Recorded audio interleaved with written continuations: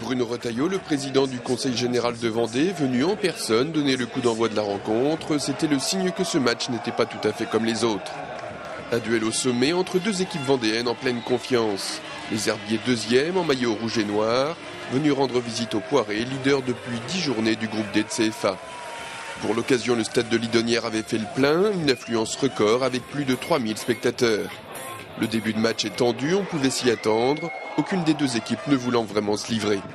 À la demi-heure de jeu, le match prend une autre tournure avec l'ouverture du score par les Herbiers. Réduit à 10 après l'expulsion de Camara, les Genoux rentrent au vestiaire avec un petit but de retard. Le début de seconde période est à l'avantage des Genoux qui, en l'espace d'un quart d'heure, renversent la vapeur en inscrivant 2 buts.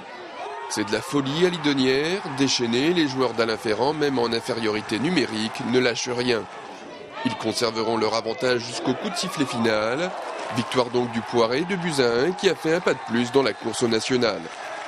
On a pris un ascendant psychologique, oui. Je pense que les mecs, ils ont envie d'aller au bout. C'est des compétiteurs hors pair, c'est des challengers. Il y a un club qui nous suit, ils sont là et c'est eux qui adhèrent au projet.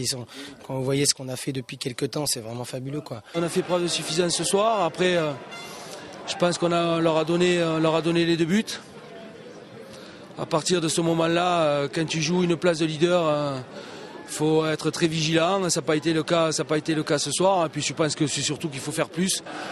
Même si on a la balle de 2-0 avec Diawara, même si je pense qu'il y a un pénalty sur Boisseau en seconde mi-temps à la fin, qui n'est pas sifflé.